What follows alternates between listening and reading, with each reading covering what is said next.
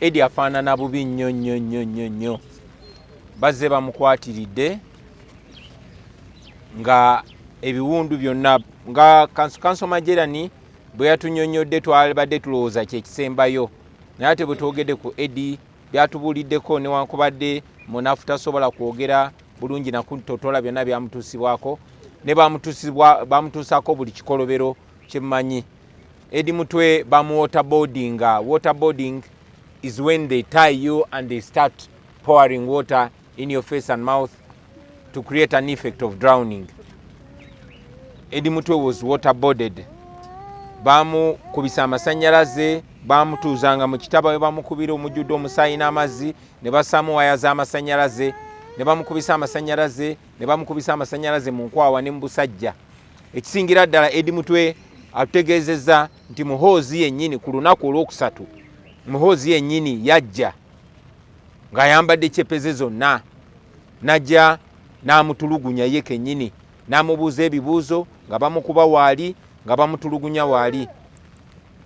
Kibi nnyo naye mu kumutulugunya kyatugambye nti muhoozi bwe yajja ku lunaku olwokusatu n'amubikkulako n'amulaba ne bagasimbagana n'amubuuza amagara.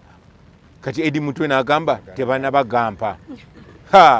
Awo batandikira ebirala. Edi ndowooza n'abibannyonnyola. Kyensinga okwagala okubasaba nti buli omu akole kyasobola okulaba nga muganda waffe tafiira mu kkomera, kuba singa abatafunye bujjanjabi tuli beeraliikirivu nti ayinza obutasoma. Ebigere byonna baabikuba buno obukongovvule ne bugwa munda.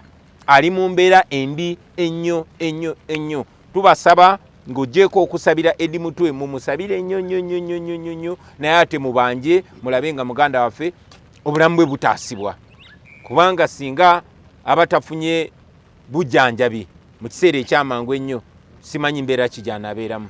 Baatuleetera lisiti ey'abantu abo era buli kimu kye batuleetera tukinyonnyola nga bwe kiri, naye tukola okunoonyereza era ne tufuna n'okumanyisibwa nti omukyala gwe bayita Gertrude Mutyaba ate ye bamwikuludinga ku lisiti eyo mu butanwa.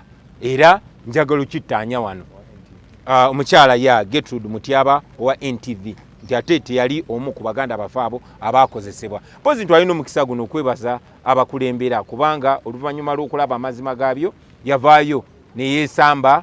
Njagala okwebaza abo abalabye nti bakozesebwa ne bavaayo. Mbasaba baganda bange muleme kkozesebwa okutulugunya bannansi, kubanga eno gavumenti enoonya buli gwesobola okukozesa. Basikozesa abantu mu kumanya ne mu butamanya. Bw'otegeeranga nti bakozesa, nkusaba oveeyo oleme kukozesebwa kutulugunya bannansi.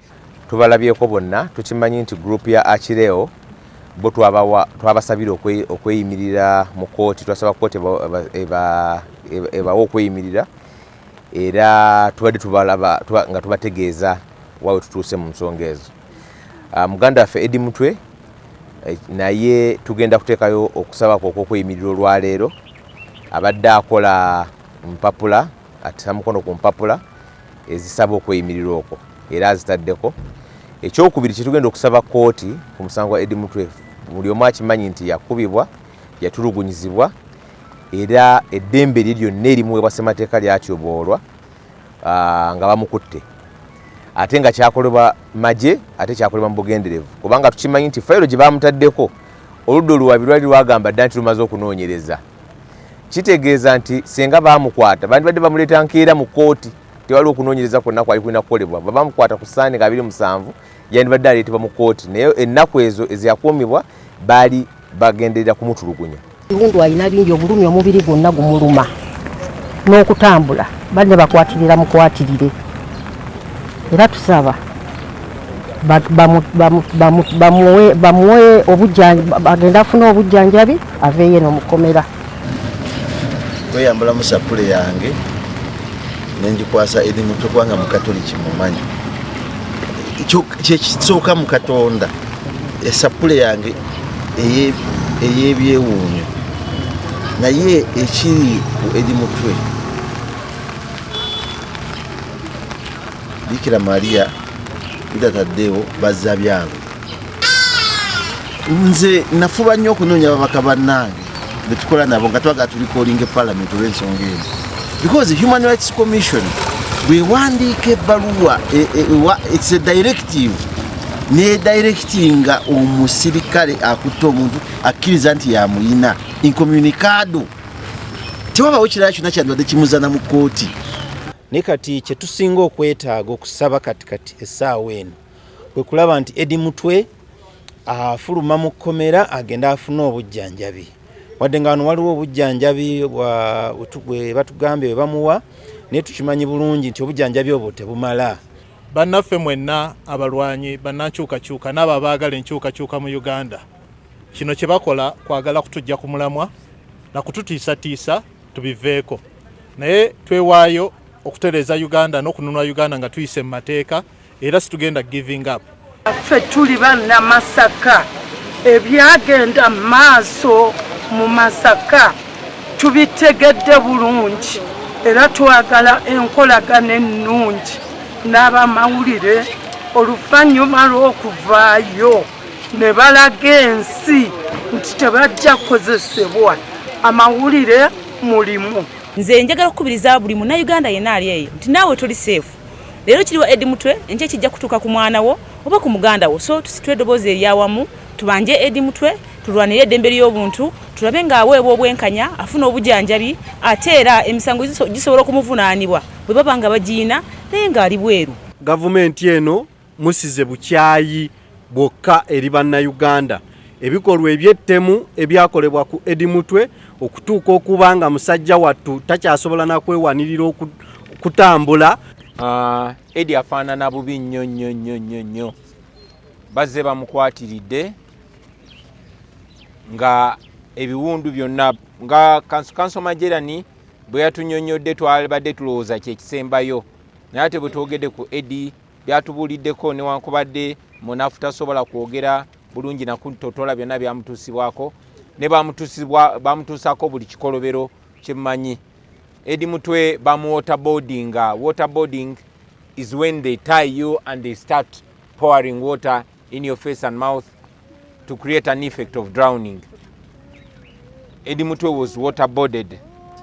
Bamukubisa amasanyalaze, bamutuuzanga mu kitaba we bamukubira omujjudde omusaayi n'amazzi, ne basaamu waya z'amasanyalaze, ne bamukubisa amasanyalaze mu nkwawa ne mu busajja.